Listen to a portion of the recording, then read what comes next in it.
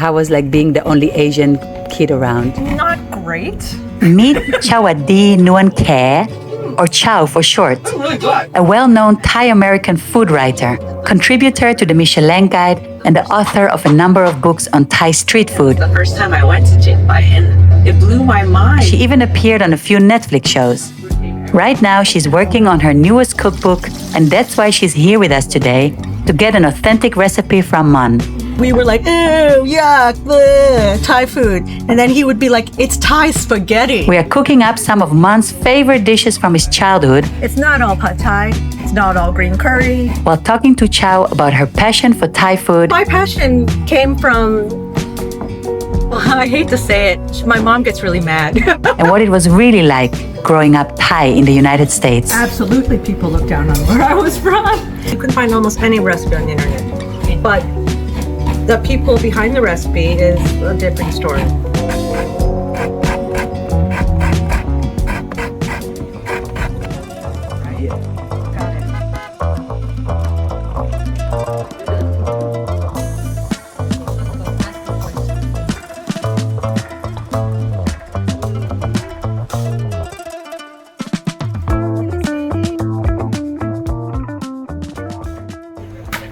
So turn this coconut to coconut milk.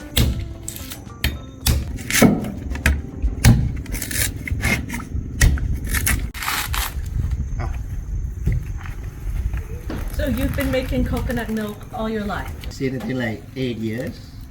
Since you were 8? Yeah. So Manu is learning. Now Manu learning. When does Manu get the machete? Soon he will learn how to do it. You start learning by looking. Yes. You know, that's what I did. So my parents would say like, go grab this, go grab this, go grab this. That's what I'm doing right now. Right. At some point, you see every day, you're like, give me some. That's not me. When I see this, I think, where's the closest hospital? I always see the green ones, but you don't see this very much in Thailand. No, because this the one you see green one, and yeah, they are just for drinking, for yeah. drinking. Yeah. So when it ripe, there will be this turn to brown. So there are two types of coconut. One is making coconut milk, and one for drinking. How long does it Process take? from here to become milk. Let's say 20 minutes. After that, you have to open. After open, you have to grate. After grated, you have to make coconut milk. If you don't have proper tool, can go for ages. I think maybe a whole day. You look at this, what it look like, eyes. It does look like the cutest little face. Right, where to hit? On top, in between those two eyes here. Hello.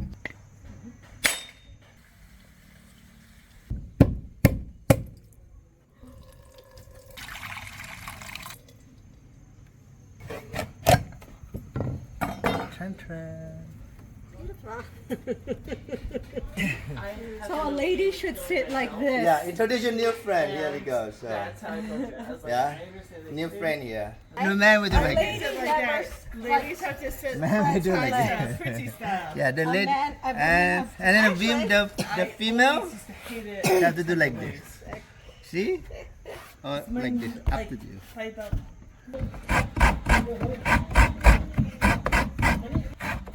Oh, you can start this already. Try. Sweet, eh? The sweetness of the coconut. Yeah. That's really good. Wow. So this is going to be in the Southern Thai section, and it's going to tell the story of sweet life. Called Lanta. And what is your book about, this It's specific about one? all of the different and surprising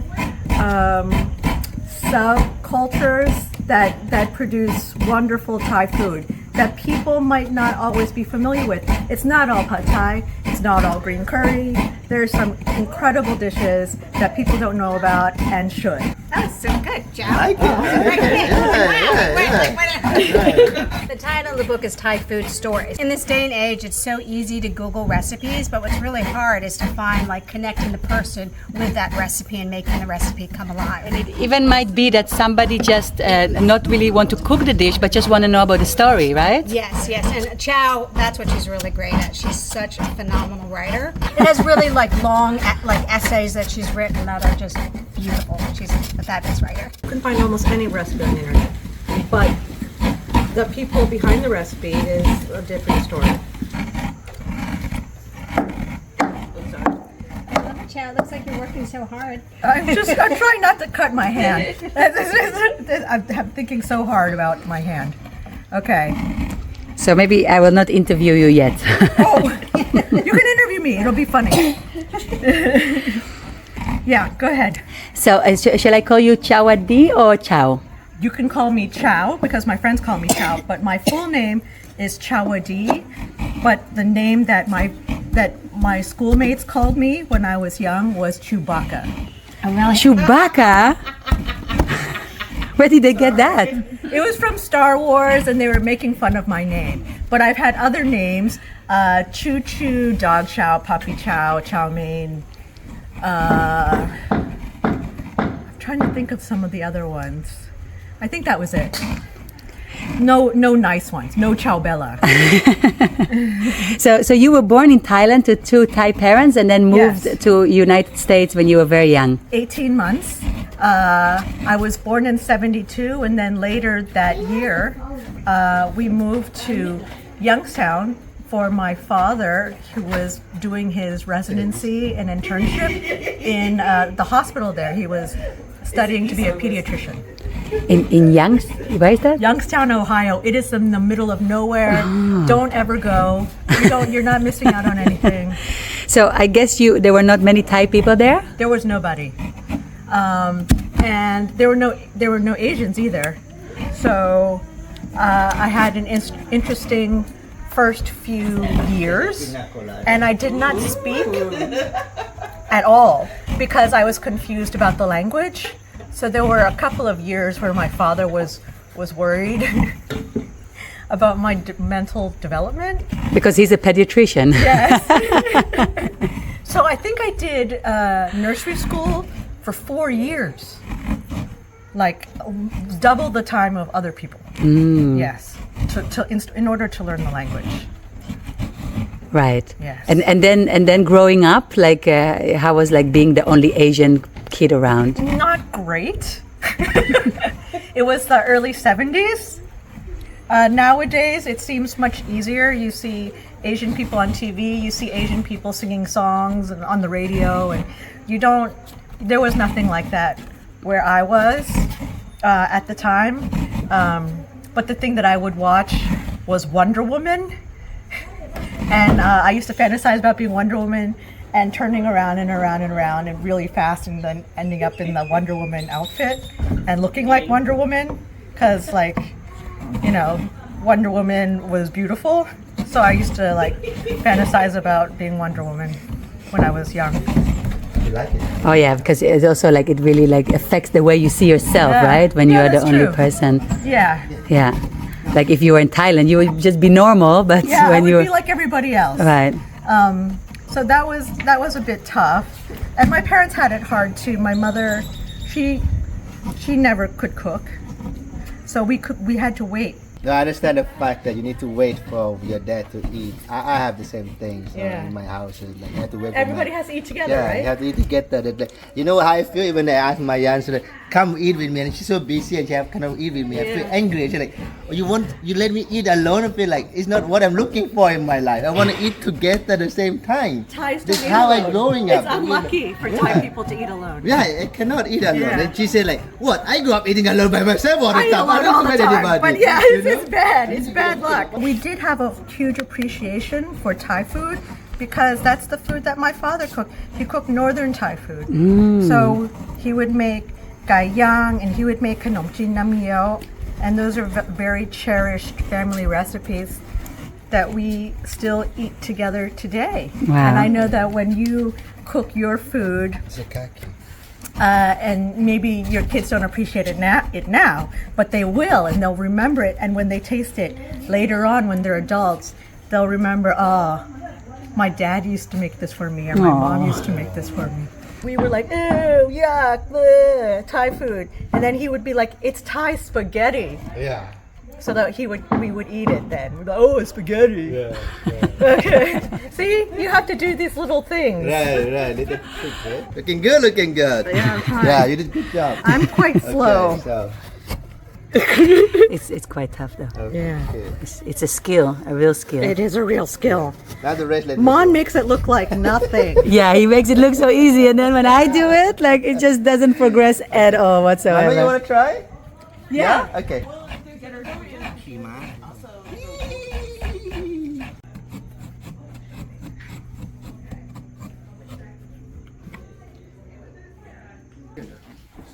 Oh, he loves cooking. Here you go. It's in the genes. Yeah. His little hands are the best. Grew up, don't know how that we can buy coconut milk. Just need to do like this, only like this. This way, only one way it is planned. And then you realize, like, when you grow older, you have a chance to see the civilization, and then you realize, oh, coconut milk, they're ready in the supermarket. But they come with a price, and they're not tasty like what you make from your house. And how did you find like your passion for food? I think my passion came from, I hate to say it, my mom gets really mad. She couldn't cook. She's not much of a cook. So when there were times when my dad would be delayed coming home because he had a hard job. So I would look in cookbooks and try to make something myself.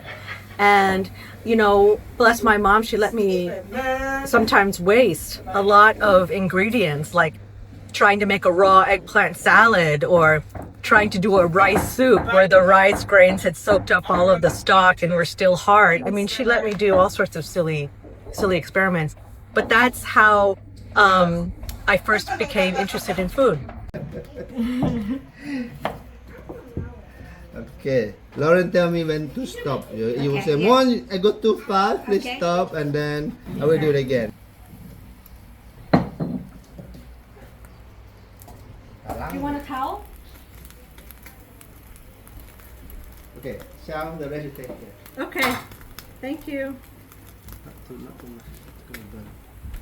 Okay, กลับด้าน 1, 2, 3 กลับด้านไหน Ooh. So right before I met Mon's good friends, Mon said to me before we went there, he said like, can I ask you something? Do you mind not to ask them like too many questions like you always do? And I'm like, excuse me? What do you mean? He's like, yeah, you always ask like really like deep questions and maybe just like leave my friends alone a little bit. And then when we went to Israel and we met my mom took me apart and said like, why doesn't he ask us any questions? Is he not interested in us? So the point is like, questions in Mon's culture was more like you're nosy, you're going into, like you're digging into people's life, And questions in my culture is just something you do out of interest and connection. Yeah, and now like 14 years later that we are together, I think like I ask a little bit less questions and he's asking a lot more questions. So we are really balanced now. We are like almost similar now. Okay, Chow, continue. Okay. So what is in there? Is fresh turmeric, which will turn your hands yellow for the next few days, and then some 3 garlic cloves and a teaspoon maybe of salt. 5, 6, 7, 10. Oh, okay, sorry, I lied. It's 5 or 6 Or 7 or 10. And I was ready to put in more, and then we'll turn the fish a beautiful golden hue that you see in a lot of southern Thai cooking, and it's the first time I've ever seen it made, and so I'm very excited about it.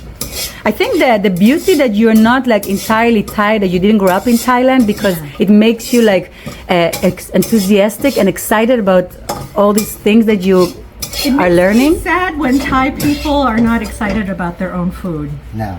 That's exactly. so sad. They don't realize No. how important their food. Really. Yeah. They want to learn French food or about อาหารฝรั่ง but ใช่ these techniques are just as difficult as French food. ใช่ You feel like when you grow up, like sometimes American people look down on where you're from, or Oh, when I mean, it was the 70s. Absolutely, people look down on where I was from. You know, you get questions. You have elephant. You live in a hut. You know, do you have roads? what Manu was just doing become like this, Mom?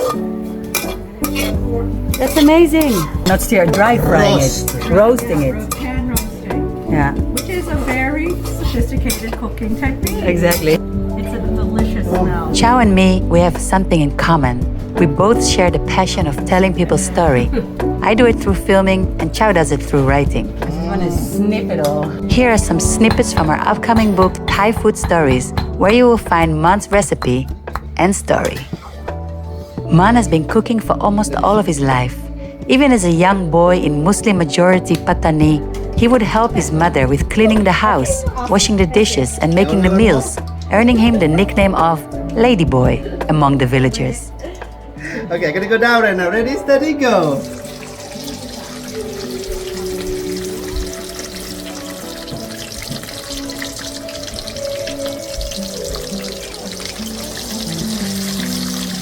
But Mon, even today, shrugs off the nickname as well as the childhood taunts of his former neighbors. I wanted to help my mom, he says.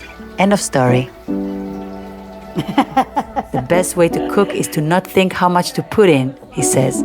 Cooking is fun. It's not how my food gonna turn out. Remember one thing, you cook for yourself. As Man says it, he's pouring the hard-fought coconut milk into a vegetable stew flavored with a chili paste made with grilled fish meat. The dish is sayo, inspired by the Malay dish sayur, bristling with fresh local greens and a sweet nutty flavor amplified by the addition of the grated roasted coconut. To go with the sayo, Mon quickly whips up a fish soup of turmeric with big banana peppers, deep-fried fish with turmeric, and a chili dip made with shrimp paste. Today's processed food doesn't taste like you made it with your heart, Mon explains. When it comes to homemade food created from scratch, the flavor is so different. It's just food that you eat, and your heart is so full. Show me your soul.